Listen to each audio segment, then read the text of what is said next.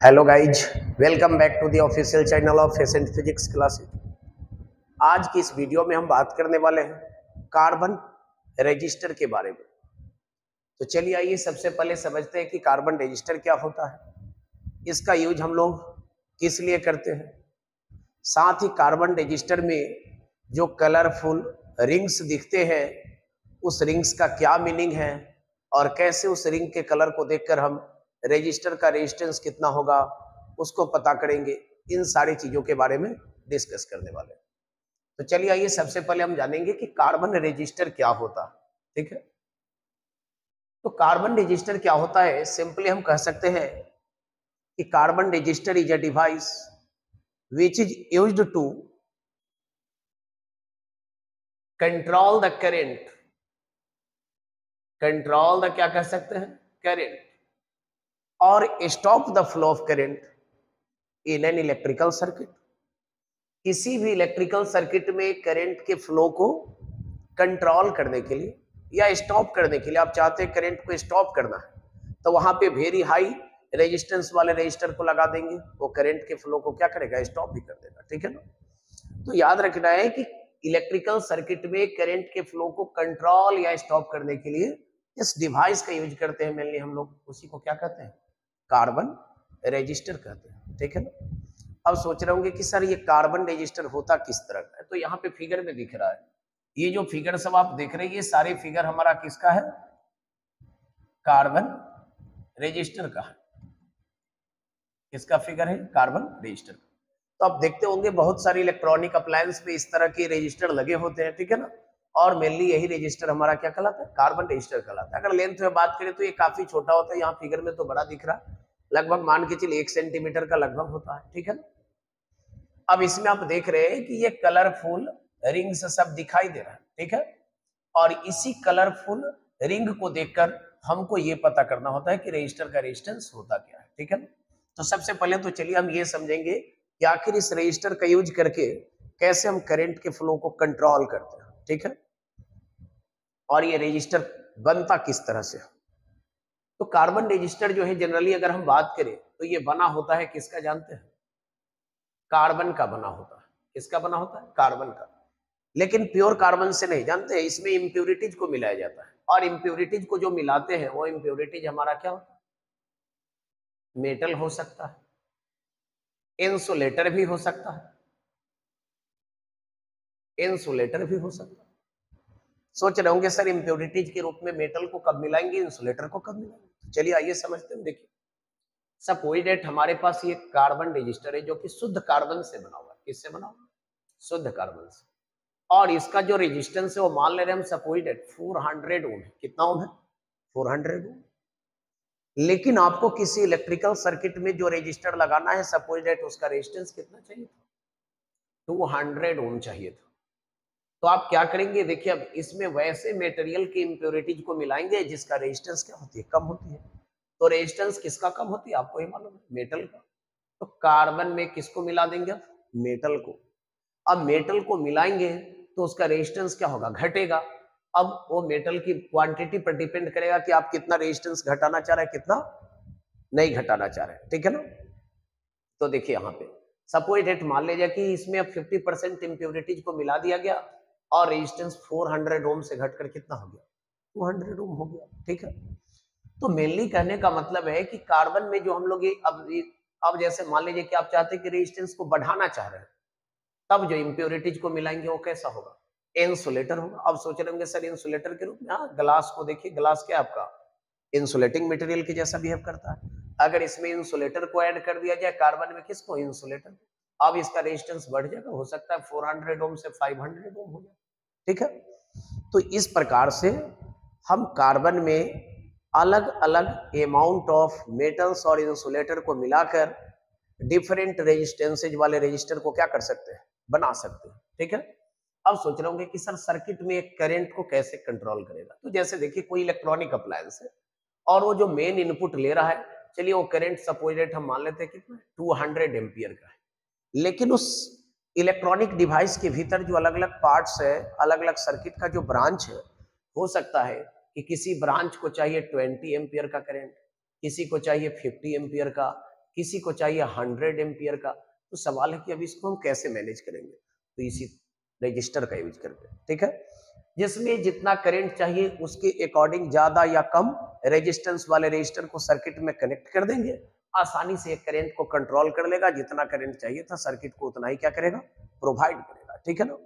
तो इस प्रकार से हम लोग क्या करते हैं कि कार्बन में मेटल या इंसुलेटर के इम्प्योरिटीज को मिलाकर और अलग अलग रेजिस्टेंस वाले रजिस्टर को क्या कर सकते हैं, बना सकते हैं, जिसका उपयोग इलेक्ट्रिकल सर्किट में यूज करके हम लोग आराम से सर्किट से फ्लो होने वाले करंट को क्या कर सकते हैं, कंट्रोल कर सकते हैं, ठीक है ना। तो कार्बन रजिस्टर क्या होता है और ये कार्बन रजिस्टर बनते कैसे हैं, इसके बारे में मैंने क्या किया, डिस्कस किया। चलिए अब आगे मैंने आपको क्या बताया, फिगर जैसा कि यहाँ पे देख रहे हैं आप, कार्बन रजिस्टर जो बनता है उस कार्बन रजिस्टर के रेजिस्टेंस को इंडिकेट करने के लिए मेनली जो है सो कि रजिस्टर में 4 कलरफुल जो है सो कि क्या बने होते हैं, रिंग्स बने होते हैं, ठीक है ना। देखिए यहाँ पे ये जो आप रजिस्टर देख रहे हैं सब में 1 2 3 4, तो ये 4 कलरफुल रिंग्स या इसको बैंड भी कह सकते हैं, ठीक है ना, बना होता है। और इसी कलर को देखकर आपको ये पता करना होता है कि हमारे पास जो रजिस्टर है उसका रेजिस्टेंस कितना ओम है, उसका रेजिस्टेंस कितना ओम है। बात समझे कि नहीं।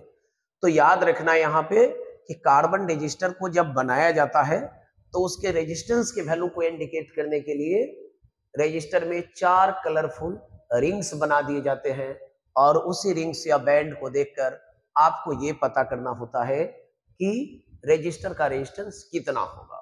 अब सोच रहे होंगे कि सर कलर को देखकर रेजिस्टेंस को पता करना ये तो बड़ा मुश्किल काम लग रहा है, तो कहीं से काम मुश्किल नहीं। देखिए इसमें जो भी कलर बनाए जाते हैं उस सभी कलर का एक अपना मीनिंग है, ठीक है ना।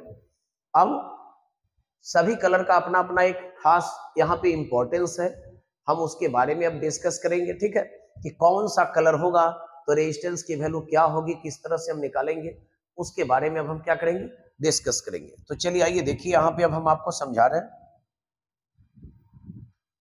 जैसा कि देखिए हम फिगर में 4 बैंड रजिस्टर दिखाया, सबसे पहले यहाँ पे समझेंगे। अब 4 बैंड रजिस्टर को दिखाया गया, तो इसमें जो 4 कलरफुल बैंड या रिंग्स होते हैं, इस बैंड को हम लोग क्या कह सकते हैं, रिंग्स भी कह सकते हैं, ध्यान देना है, ठीक है ना। तो इसमें जो 4 कलरफुल बैंड या रिंग्स होते हैं ध्यान देना है, इसमें पहला और दूसरा बैंड जो होता है वो रेजिस्टेंस का जो वैल्यू होता है उसके फर्स्ट एंड सेकेंड डिजिट को बताता है, ठीक है ना। यानी जो रजिस्टर का रेजिस्टेंस होगा उस रेजिस्टेंस का न्यूमेरिक वैल्यू कितना है, उस न्यूमेरिक वैल्यू के फर्स्ट और सेकेंड डिजिट को कौन बताता है, पहला और दूसरा बैंड या रिंग। जबकि इस रजिस्टर में ध्यान देना है तीसरा वाला जो बैंड होता है वो किसको बताता है, जानते हैं, मल्टीप्लायर मतलब गुणज कर सकते हैं आप। देखिए यानी आप जो रेजिस्टेंस निकालेंगे उस रेजिस्टेंस में 10 का पावर 10 का घात कितना होगा उसके वैल्यू को बताता है कौन सा बैंड, थर्ड बैंड बताता है। जबकि फोर्थ बैंड जो है आपका या रिंग, ये किसको बताता है, टॉलरेंस को। दैट मीन्स आपने जो रजिस्टर बनाया उसके रेजिस्टेंस में कितना परसेंट की कमी या वृद्धि हो सकती है उसको रिप्रेजेंट करता है कौन सा बैंड, चौथा बैंड या रिंग, ठीक है ना। तो ध्यान से सुनेंगे, कार्बन रजिस्टर में जो 4 कलरफुल रिंग्स या बैंड होते हैं उसमें पहला और दूसरा बैंड जो होता है वो पहला और दूसरा बैंड रेजिस्टेंस का जो वैल्यू होता है उसके फर्स्ट और सेकंड डिजिट्स को बताता है। जबकि आपका थर्ड बैंड क्या करता है, मल्टीप्लायर, मतलब कहने का है कि रेजिस्टेंस में 10 का पावर कितना होगा वो बताता है। फोर्थ बैंड आपका ये बताता है कि आपने जो रजिस्टर बनाया है उस रजिस्टर के रेजिस्टेंस में कितना परसेंट की कमी या क्या हो सकती है, वृद्धि हो सकती है, ठीक है। तो ये चारों बैंड का क्या काम था उसके बारे में मैंने आपको बताया। अब सबसे पहले हम ये जानेंगे कि कार्बन रजिस्टर जो बनाए जाते हैं उसमें मेनली कितने कलर का इस्तेमाल किया जाता है, कौन से कलर के लिए रेजिस्टेंस का न्यूमेरिक वैल्यू क्या होता है, कौन से कलर के लिए मल्टीप्लायर क्या होता है और टॉलरेंस क्या होता है। तो चलिए आइए देखते हैं। सबसे पहले तो देख लीजिए जो कलर यूज होते हैं टोटल, वो कलर का नाम क्या क्या है। देखिए black, brown, red, orange, yellow, green, blue, violet, grey, white, gold, silver. तो ये अगर टोटल कलर की आप बात करेंगे तो टोटल कलर की जो संख्या है वो टोटल नंबर ऑफ कलर्स कितने हैं जानते हैं? 12 है। कलर की संख्या टोटल जो है वो कितने हैं? 12 है। और इसी 12 में से कोई 4 कलर आपको रेजिस्टेंस पे जो रंगीन रिंग बने होंगे उसमें दिख जाएंगे। ठीक है, अब बात करते हैं हम कोड का। तो कोड जो है सभी कलर का जो पहला लेटर है उसी का कोडिंग के लिए यूज किया जाता है। ठीक है, न्यूमेरिक वैल्यू की बात करते हैं अगर देखिए तो 0 से स्टार्ट होता है। 0 1 2 3 4 5 6 7 8 9। गोल्ड और सिल्वर के लिए कोई न्यूमेरिक वैल्यू नहीं है क्योंकि इसका उपयोग मेनली हम लोग टॉलरेंस के लिए करते हैं, यानी चौथे बैंड बनाने के लिए, जो कि बताता है कितना परसेंट रेजिस्टेंस में कमी और वृद्धि होगी। ठीक है, मल्टीप्लायर की बात करेंगे अगर तो देखिए मल्टीप्लायर के वैल्यू को भी याद रखना बहुत आसान काम है। जैसे ब्लैक का न्यूमेरिक वैल्यू 0 है तो इसका मल्टीप्लायर 10 का पावर क्या होता है? 0। ब्राउन का न्यूमेरिक वैल्यू कितना है? 1, तो इसका 10 का पावर क्या होता है? 1। इसी तरह ये चलेगा कहाँ? 9 तक आएगा जो कि व्हाइट के लिए रहेगा, और गोल्ड के लिए 10 टू द पावर -1, और सिल्वर के लिए 10 टू द पावर क्या हो जाएगा? -2।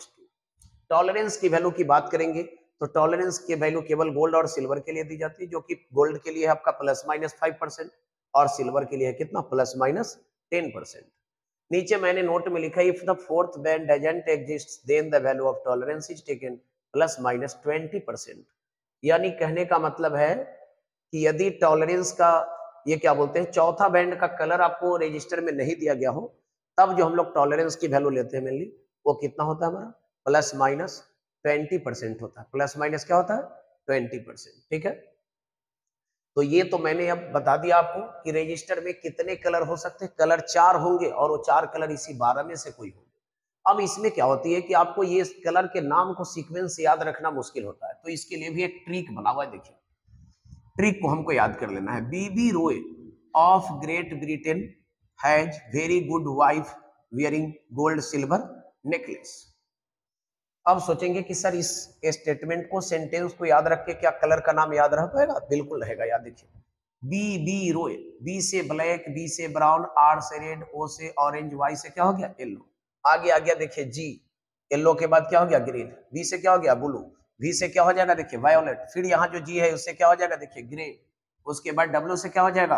व्हाइट। उसके बाद क्या हो जाएगा? गोल्ड। उसके बाद क्या हो जाएगा? सिल्वर। तो आप आसानी से इस सेंटेंस को याद रख के कलर के सीक्वेंस को याद रख सकते हैं, और कलर का सीक्वेंस जब याद रहेगा तो आपको ये मालूम है न्यूमेरिक वैल्यू तो कुछ है ही नहीं, 0 से स्टार्ट होना है, 9 तक जाना है। मल्टीप्लायर को भी याद रखना बिल्कुल आसान काम है। ठीक है ना, टॉलरेंस की वैल्यू केवल गोल्ड और सिल्वर के लिए होती है, जो ±5 और प्लस माइनस कितना होता है? 10% होता है। साथ ही अब याद रखना है कि अगर चौथा बैंड का कलर मालूम नहीं हो, चौथा बैंड दिया ही नहीं गया हो कि किस कलर का है, उस सिचुएशन में आपको टॉलरेंस का वैल्यू ± कितना लेना है? 20%। चलिए अब आप सोच रहे होंगे कि सर क्वेश्चन किस तरह का होगा, हम क्वेश्चन को कैसे बनाएंगे? ठीक है ना, तो क्वेश्चन को आप कैसे बनाएंगे, क्वेश्चन किस तरह का होगा उसको आप समझेंगे। अब देखिए जैसे मान लीजिए सपोज डेट कहेगा कि आपके पास एक कार्बन रजिस्टर है। ठीक है ना, कार्बन रजिस्टर है, ध्यान से देखेंगे। कहेगा जिसका पहला बैंड यानी B1 कहेगा, सपोज डेट मान लेते हैं रेड कलर का, B2 कहेगा ऑरेंज है, और B3 कहेगा, देखिए B3 मान लेते हैं चलिए ग्रीन है, और B4 चौथा बैंड या रिंग जो है वो कहेगा गोल्ड कलर का। तो कहेगा कि इस रेजिस्टर का रेजिस्टेंस कितना होगा बता दीजिए। तो देखिए कितना आसान काम है। रेजिस्टेंस को हम लोग किससे डिनोट करते हैं? आर से। तो R इज इक्वल टू, मैंने आपको क्या बताया कि पहला और दूसरा बैंड रेजिस्टेंस के न्यूमेरिक वैल्यू को बताएगा। तो देखिए तो पहला बैंड कितना है, कौन सा कलर का है? रेड कलर का है। तो ध्यान से देखिए रेड के लिए न्यूमेरिक वैल्यू कितना है? 2। तो आपको सीधा यहाँ पे लिखना है 2। दूसरा भी बैंड रेजिस्टेंस के न्यूमेरिक वैल्यू को बताएगा, ऑरेंज है। तो देखिए ध्यान से ऑरेंज के लिए न्यूमेरिक वैल्यू कितना है? 3। तो क्या लिखेंगे यहाँ पे? इनटू में 3। चलिए तो 23। अब देखिए तीसरा बैंड क्या बताएगा, मल्टीप्लायर को, तो पहले मल्टीप्लाई का यहाँ पे साइन दे देंगे और देखेंगे तीसरा बैंड B3 के लिए कलर कौन सा है, ग्रीन। ध्यान से देखिए ग्रीन के लिए मल्टीप्लायर कितना है 10 टू द पावर 5, तो इंटू 10 टू द पावर क्या हो गया 5। चौथा बैंड क्या है, गोल्ड, ये किसके वैल्यू को बताएगा, टॉलरेंस के वैल्यू को। गोल्ड के लिए टॉलरेंस कितना है, ±5%, लिख सकते हैं ओम। देखिए तो इस रेजिस्टर का जो रेजिस्टेंस है वह 23 इंटू 10 टू द पावर 5 ओम होगा, जिसमें 5% की कमी या क्या हो सकती है, वृद्धि हो सकती है। तो देखिए क्वेश्चन को बनाना कितना आसान काम है, ठीक है। या फिर आपके पास इस तरह का क्वेश्चन दे देगा, देखिए दूसरा क्वेश्चन भी हम बनाकर आपको दिखा रहे हैं। सपोज डेट कहेगा कि एक कार्बन से बना हुआ रेजिस्टर है जिसका रेजिस्टेंस दिया हुआ R इज इक्वल टू, मान लीजिए दिया हुआ है 45 इंटू 10 टू द पावर 3 ±10%। तो कहेगा कि इस रेजिस्टर का जो कलर बैंड सीक्वेंस होगा वो कलर बैंड सीक्वेंस को बता दीजिए। तो कैसे बताएंगे, देखिए B1 B2 B3 B4 4 band होंगे। देखिए फर्स्ट डिजिट फर्स्ट बैंड के कलर को बताएगा, तो फर्स्ट डिजिट कितना है 4, चलिए यहां देख लेंगे हम 4 नंबर पे कौन सा कलर है, येलो, तो पहला बैंड कौन सा कलर का हो जाएगा, येलो। 5 देखिए भाई 5 के लिए कौन सा कलर है, ग्रीन, तो दूसरा बैंड किस कलर का हो जाएगा, ग्रीन। B3 मल्टीप्लायर को बताता है, मल्टीप्लायर कितना दिया 10 टू द पावर 3, देख लेंगे 10 टू द पावर 3 मल्टीप्लायर कौन से कलर के लिए, ऑरेंज के लिए, ऑरेंज। चौथा बैंड B4 टॉलरेंस के वैल्यू को बताता है, कितना दिया ±10%, ±10% किसके लिए, सिल्वर के लिए, सिल्वर। तो जो रजिस्टर है उसका कलर बैंड सीक्वेंस क्या हो जाएगा, येलो ग्रीन ऑरेंज सिल्वर। तो इस तरह से आप आसानी से कार्बन रजिस्टर में जो कलरफुल रिंग्स होते हैं उस रिंग्स को देखकर रजिस्टर का रेजिस्टेंस कितना ओम होगा वो पता कर सकते हैं। आई होप कि ये वीडियो आप लोगों को अच्छा लगेगा। आप इसे ज्यादा से ज्यादा लाइक और शेयर करें, साथ ही बेल आइकन को प्रेस करें ताकि जब भी मैं नए वीडियो आपके लिए लेकर आऊं आपको उसका नोटिफिकेशन सबसे पहले मिल जाए।